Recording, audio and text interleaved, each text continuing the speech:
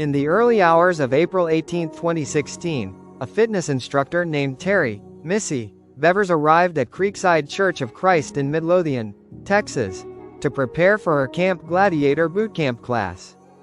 Just minutes later, she was found brutally murdered, beaten to death with what investigators believe was a hammer or similar object. The attack was captured, at least partially, on the church's surveillance cameras, which recorded a figure dressed in police tactical gear walking through the building prior to Missy's arrival. Despite this critical piece of evidence, the identity of Missy's killer remains unknown. Nearly a decade later, her murder continues to grip the true crime community, leaving behind a haunting question: how can someone seemingly be caught on camera and yet remain a phantom? Missy Bevers, 45, was a mother of 3 and a dedicated fitness enthusiast. She was known for her passion for helping others get in shape and lived in Red Oak, Texas, with her husband, Brandon Bevers, and their daughters. Missy was a popular Camp Gladiator instructor, often leading early morning workouts at local churches and parks. Friends and family described her as vibrant, caring, and devoted to her children. Her sudden and violent death was not only a personal tragedy but also a blow to her tight-knit community. On April 18, 2016, Missy arrived at Creekside Church of Christ shortly after 4 a.m. to prepare for her fitness class scheduled to begin at 5 a.m. Just before participants began to arrive, someone called 911 to report an unresponsive woman. Responding officers found Missy inside the church with severe injuries to her head and chest. Surveillance footage from inside the church, time-stamped around 3:50 a.m., revealed a chilling scene.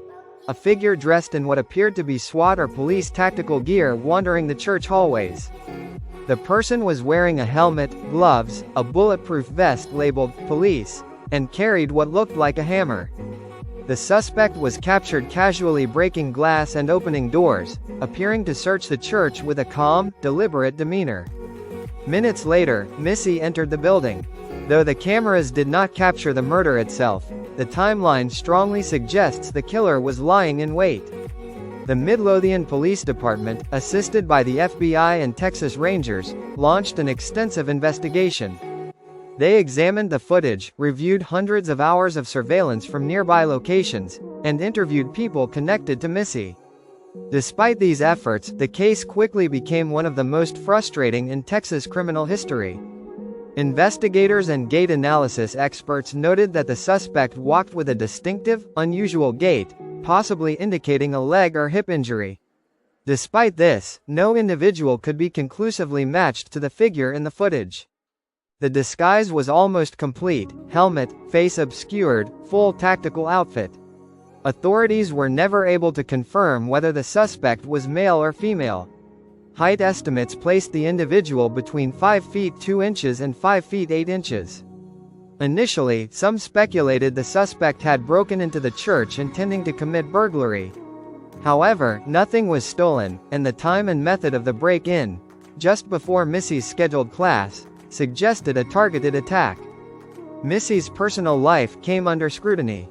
Police explored the possibility that someone from her past may have harbored a grudge.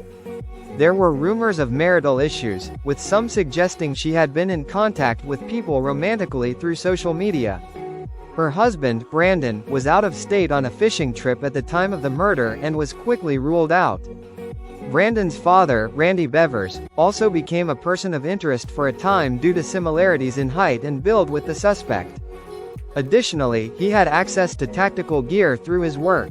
However, he cooperated with law enforcement and passed a polygraph test. No charges were ever filed. Some experts theorized that the killer could have been a woman. This theory stemmed from the build of the suspect and Missy's social and romantic dynamics. A jealous rival or someone from the fitness community might have had motive. Still, no concrete suspect emerged from these lines of inquiry. The suspect's outfit and behavior seemed almost theatrical, leading some to believe the police gear was used to mislead or intimidate.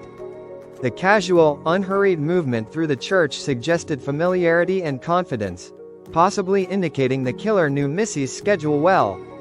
Despite the surveillance video and an abundance of digital leads, including cell phone data, social media activity, and eyewitness statements, no arrest has been made. Key pieces of evidence remain elusive. Asterisk the murder weapon was never recovered. Asterisk the tactical gear worn by the suspect was never traced.